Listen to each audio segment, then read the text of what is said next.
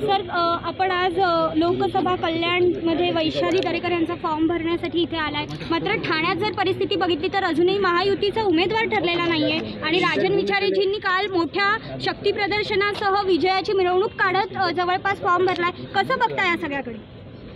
चला, एक पत्रकारच म्हणते आमची भगिनी की विजयाचीच मिरवणूक काढली त्यांनी.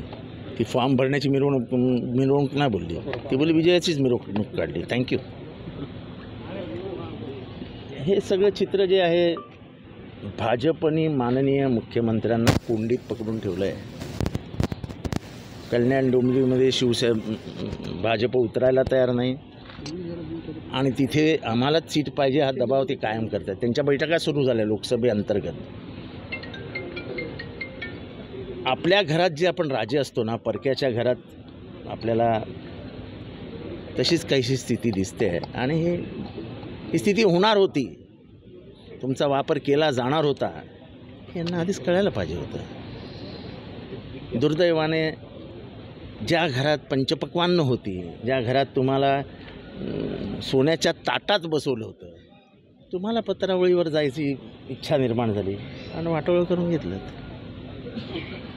सर, आपण जर बघितलं तर मोदीजींनी काल भाषण केलं, त्यामध्ये शरद पवारजींना त्यांनी भटकता आत्मा असं आहे की भटकती आत्मा हे मृत्यूनंतर आत्म्याच्या गोष्टी निघतात. बरोबर आहे? तुम्ही पत्रकारांना प्रश्न विचारतो, बरोबर आहे की नाही? म्हणजे ह्यांना शरद पवारांचा मृत्यूच हवा आहे. म्हणजे शरद पवार जोपर्यंत जात नाही तोपर्यंत महाराष्ट्र आपल्या हातात येत नाही, अशी काहीशी भावना NDAमध्ये तयार झाली आहे. एकीकडे अजित पवार पण तेच बोलत आहेत, यांची शेवटची सभा कधी होणार माहीत नाही. हे काय प्रचाराची पातळी झाली हो. म्हणजे आपण एखादा जर वयोवृद्ध माणूस असेल तर त्याला 100 वर्ष देवाने जगवावं असं म्हणतो. हे तर भटकती आत्मा म्हणून त्यांच्या मृत्यूचीच प्रार्थना करायला लागलेत. महाराष्ट्र हे सहन करणार नाही. म्हणजे तुमचा आणि माझा राजकीय विरोध असू शकतो, पण कोणाच्या तरी मरणाची इच्छा व्यक्त करणं ह्याच्यासारखं खालच्या दर्जाचं विचारच असू शकत नाही.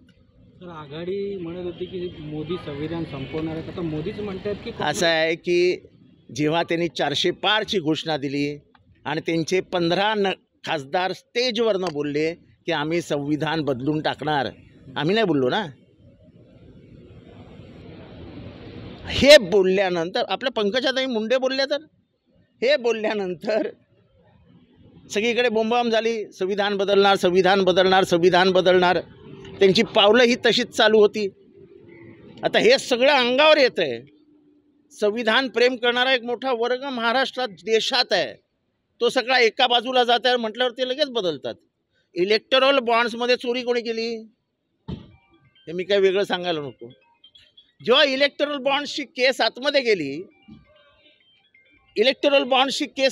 गेली तेव्हा कोर्टात गेली, तेव्हा सरकारी वकिलांनी येऊन, तुषार मेहतानी येऊन सांगितलं की सरकारी म्हणजे हे रोखे बाहेर काढू नका, इलेक्टोरल बॉन्ड्स बाहेर काढू नका, हाहाकार माजेल. कसला हाहाकार? कोर्टाने विचारलं कसला हाहाकार, आणि कोर्टाने सांगितलं होते उघडा सगळं. आणि कोर्टाच्या आग्रही भूमिकेमुळे भारतातला इतिहासातला सर्वात मोठा भ्रष्टाचार बाहेर आला. हा मोदी साहेबांमुळे नाही आला, हा सुप्रीम कोर्टामुळे आला. मी त्याच्यातला एकच नमुना सांगतो की भ्रष्टाचार काय लेवलला होता. झायडस कॅडिला नावाची कंपनी होती, त्यांना रेमडेसिवीर बनवण्याचा अधिकार मिळाला. तोपर्यंत वर्ल्ड हेल्थ ऑर्गनायझेशनकडनं निरोप आले होते की तुम्ही रेमडेसिवीर वापरू नका, त्याचे भयंकर मोठे परिणाम तुम्हाला आत्ताही दिसतील आणि नंतरही भोगावे लागतील. झायडस कॅडिलाला गुजरातमधनं FDAची परमिशन मिळाली, फूड अँड ड्रग ॲडमिनिस्ट्रेशनची, आणि त्यांनी भारतभर विकायला सुरुवात केली. त्याच्यातल्या काही राज्यांनी कळवलं की ह्याच्यात फंगस आहे, ह्याच्यात बॅक्टेरिया आहेत, लोक मरत आहेत. कोणीही लक्ष दिलं नाही. आपण रेमडेसिवीर देतच गेलो.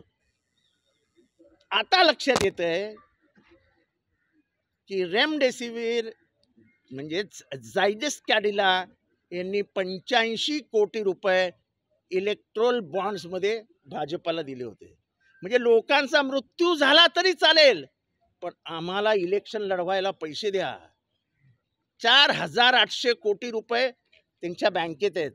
हा इथला आमच्या इथला एक बोगदा आहे बोरिवली ठाणा, तिथे एक रस्ता आहे समृद्धी हायवेला, एक रस्ता 1,600 कोटीचा, एक रस्ता 1,500 कोटीचा. 15,000 आणि 16,000, 31,000च्या अगेन्स्ट मेगा इंजिनिअरिंगने 1,000 कोटी रुपये दिले. म्हणजे धंदा लो चंदा दो, धंदा लो चंदा दो, हाच तर धंदा चालू होता. आणि त्यामुळे आता बोलायला कुठलेच विषय नाही. मग हे भटकती आत्मा, हे काहीतरी मंगळसूत्र, मणिपूरच्या वेळेस तुम्हाला मणिपूरच्या बायकांचं मंगळसूत्र नाही आठवलं? त्या बिन मंगळसूत्राच्या होत्या.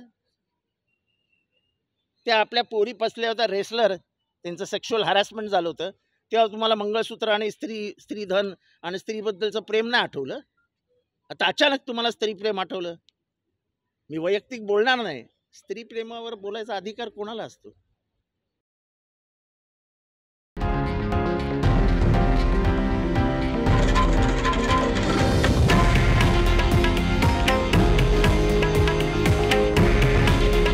हे आहे देशातील नंबर 1 न्यूज नेटवर्क आणि आपण पाहत आहात TV9 मराठी. काळजी तुमची, हित महाराष्ट्राचं.